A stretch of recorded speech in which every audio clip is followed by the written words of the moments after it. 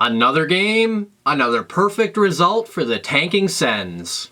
Hello darkness, my old friend. You've come to talk with me again. Sens lose 2-1 to the Boston Bruins. How are the young guys now? I finally did it! I scored again! Quit taking penalties! The Sens are gonna blow this game. Way to tie up the stick in front. Not. Well done. Just well done. You better believe we're gonna be having a penalty chat at the end of this one. What a time to be alive! What a long and brutal season that was. This team, man! Now I'll be honest, I didn't see a whole lot of last night's game. I had to ref at 7:30, so I was able to listen to about the first half hour of the game. Then I got home about 9, so I was able to catch the last few minutes. But much like a couple weeks ago, it wasn't exactly easy to watch those last few minutes either, because once again, Wednesday night hockey, nationally broadcast game, and Sportsnet buries Ottawa on a channel nobody has. Sportsnet was airing 4 hockey games in the 7 o'clock time slot last night. They have 5 channels that you can get for free. So what do? The Leafs are on 3 of them, the Canucks are on another, and the Flames are on the final one. So once again, Sportsnet didn't get my viewership because I couldn't watch the game. Let's just get into lineup changes. After being shut out by Columbus on Monday, the Sens made a trio of lineup changes for this game. Some out of necessity because of injury, and some just because. And once again, the Sens made those changes, one at each position. Up front, the Sens made their just because move, scratching Mikhail Bodker and reinserting Max Verino into the lineup. On the blue line, Eric Brandstrom was ready to return after being out for the last couple games with injury, so he drew back into the lineup and Max Lajoie drew out.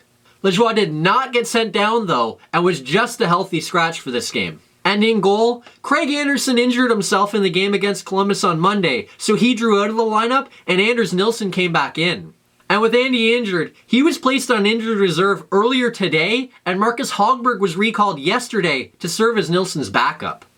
And for the second straight game, not a whole heck of a lot happens through the first 2 periods, as both goalies make some excellent saves, mostly Rask, and we head to the third with the game still tied at 0. And then not even a minute into the third, Thomas Chabot gets the puck in the neutral zone, he skates down the middle of the ice into the Bruins zone, kind of loses the puck, regains it, fires a beautiful wrister over the shoulder of Tuukka Rask, and it's 1-0 Ottawa. Hot Sam Bacho to the rescue! What a terrific shot from the Sens' young defenseman. Unfortunately for the Sens, their lead doesn't even last 6 minutes, and the Bruins tie the game. Ottawa gets caught in a terrible change. Bjork brings the puck into the Sens zone. 4 Sens players go after him and forget that anybody else is on the ice. Bjork feeds Marchand, who's cutting straight through the middle of the ice. Marchand makes a quick move, fires it through the 5-hole of Anders Nilsson, and we're tied at 1. This was a brutal goal. First of all, what a terrible change, which has been a bit of an issue for the Sens this season. And second of all, you had lots of bodies. All 4 of them chased Bjork. What was that? Whatever it was, it led to a goal and gave the Bruins momentum. And then about 3.5 minutes later, Brendan Gaunce feeds Zdeno Chara at the blue line. He has all kinds of time, steps into a big Chara bomb, beats Nilsson, and it's 2-1 Bruins. And once again, the Sens get caught totally forgetting about a Bruins player, and it ends up in the back of their net. Unfortunately for the Sens, they can't find another goal, and they drop a 2-1 decision to the Bruins. Wasn't from a lack of effort, but they still lost. As always though, let's get into good news, bad news. From what I saw, from what the stats show, and from what I read on Twitter last night, Ottawa was excellent last night, badly outplayed the Bruins, and that is the good news. The Bruins didn't have their first shot on goal in this game until almost halfway through the first period. By the time the game was over, Ottawa had outshot Boston 34-21. Over the course of the full game, the scoring chances were Ottawa 29, Boston 22. And the high danger scoring chances were 16-7 in favor of the Sens. They forced 11 Bruins giveaways and took the puck from Boston 7 additional times. This game really came down to experience. Ottawa was badly outplaying Boston, but they're a young team and they couldn't find a way to get ahead. The Bruins hung around, and finally those seasoned veterans came through and gave the Bruins the win. And better yet, Ottawa didn't get any points, keeping the tank alive. But despite that, Ottawa was very good last night, they badly outplayed the Bruins, and that is the good news. Now, for the bad news. Ottawa's offense has completely dried up, and that is the bad news. Not that Ottawa has a ton of prolific goal scorers, but let's go through just a few of them. Pageau's been having a great year, but he's gone 3 straight games without a goal. Brady Tkachuk is exactly the same. Anthony Duclair has just 1 goal in his last 4 games.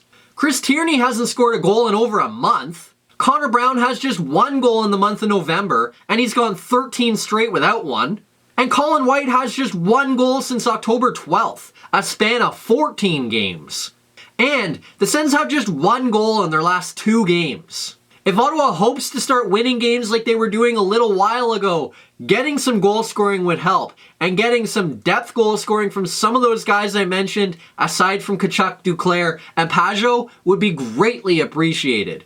Because right now, Ottawa's offense has struggled big time, and that is the bad news. Next up, the Sens return to action on Friday afternoon when they visit the Minnesota Wild. This whole American Thanksgiving thing is a bit ridiculous. An afternoon game? How am I supposed to watch that? As for the game itself though, the Wild should come into that game with a little bit of momentum over the Sens, as they picked up a 2-0 win in Ottawa in their only other meeting of the season. Since that contest though, Ottawa's been the better team, so hopefully they can keep that momentum rolling and go into Minnesota and pick up a win.